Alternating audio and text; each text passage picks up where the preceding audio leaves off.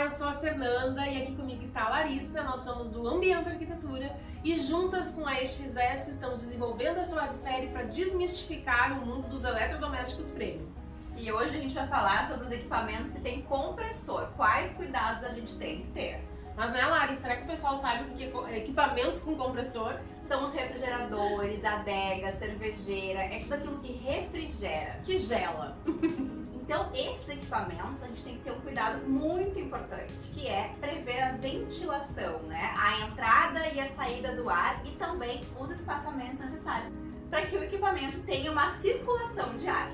Ele tem duas formas de ser aplicado, né, Lari? Quando a gente está falando em refrigerador, a gente tem o freestanding, que é o instalação livre, né? E esse aí ele pode estar solto, digamos assim, no ambiente, livre, né? Ou então inserido dentro de um nicho, que a gente chama, quando faz aquela caixaria ao redor do refrigerador, sabe? Alinhando mais com a marcenaria. Então não existe assim um modelo de embutir. Tu pode comprar um modelo convencional e instalar ele dentro do nicho de marcenaria.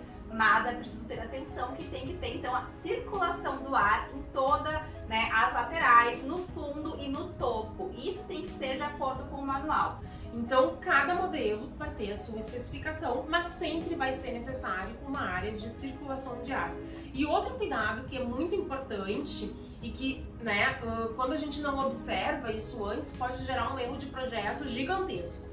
Quando a gente está falando em cozinhas lineares, aquela cozinha corredor, sabe, que a gente tem toda a parede lateral com bancada, geladeira, tudo alinhado, quando a gente cria esse nicho para o refrigerador alinhado à profundidade da bancada, que gira em torno dos seus 60 centímetros como medida padrão, esse nicho de 60 centímetros não vai ser suficiente para cobrir toda a lateral do refrigerador. Porque se a gente tem que deixar aqueles 10 centímetros de ventilação atrás, nos sobra 50 centímetros. E nenhum refrigerador vai ter essa pouca profundidade. Então, sempre cuidar os 10 centímetros mais a profundidade do refrigerador para traçar aquela lateral que cubra toda a geladeira, ou desculpa, o refrigerador.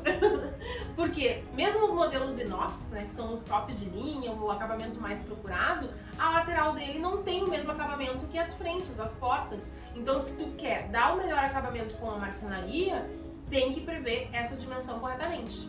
E também outra preocupação quando a gente for desenvolver o layout é não encostar o refrigerador muito próximo à parede lateral. Isso porque quando a gente for abrir a porta, para sair a gaveta, muitas vezes a gente tem que ter um ângulo maior do que 90 graus. Principalmente então, os modelos side by side, by side, porque a espessura da porta já é maior, porque ela tem uma funcionalidade ali, né? Então a gente tá falando às vezes de 20 centímetros de espessura de porta. Quando eu abro só 90 graus, aquela espessura me impede de manusear as prateleiras, as gavetas. Exatamente. E aí, a necessidade de abrir ali mais que 90.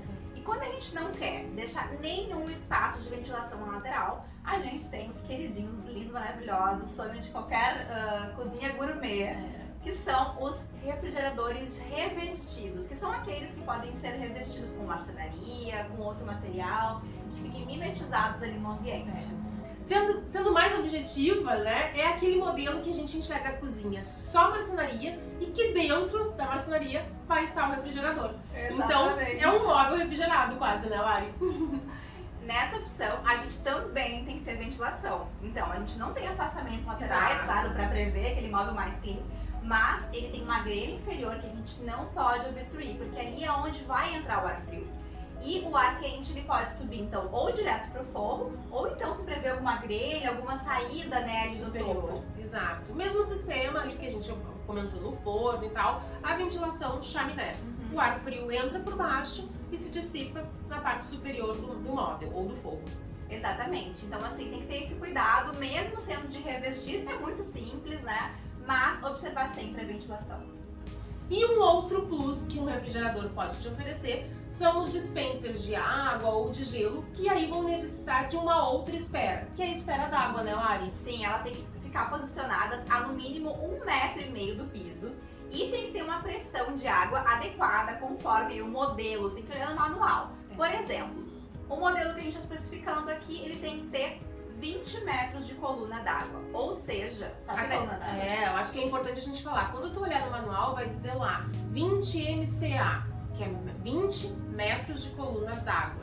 Isso são 20 metros é a distância da espera d'água dentro do teu imóvel até a caixa caixa d'água lá no topo do prédio ou da sua casa, né? Então o que acontece? Se minha casa é térrea ou se eu estou na cobertura, estou ali nos últimos andares, eu não vou ter essa distância. E aí é fundamental utilizar um pressurizador.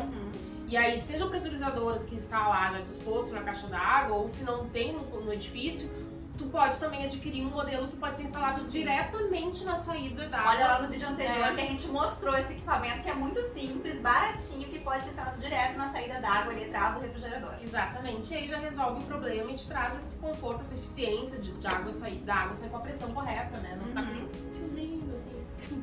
Exatamente, então assim, quando o teu elétrico chegar em casa, prevê 2 horas, né? Ah, não, peraí, isso é muito importante. Meu Deus, que Vamos parar pra falar, porque isso já aconteceu diversas vezes com os clientes. Então assim, ó, chegou o refrigerador na tua casa, primeira coisa, tu vai acomodar ele e deixar ele paradinho por 2 horas. A gente não pode sair tirando da caixa, ligando ele direto na tomada, porque ele precisa de um tempo para estabilizar o efeito que eles chamam de transporte, que pode afetar o sistema de refrigeração dele.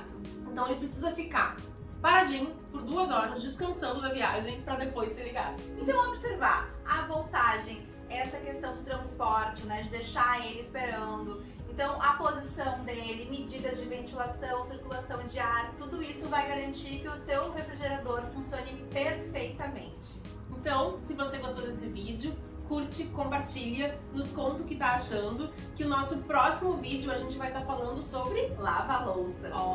Vai ser o nosso último vídeo, né, Último Lari? vídeo. Então não percam.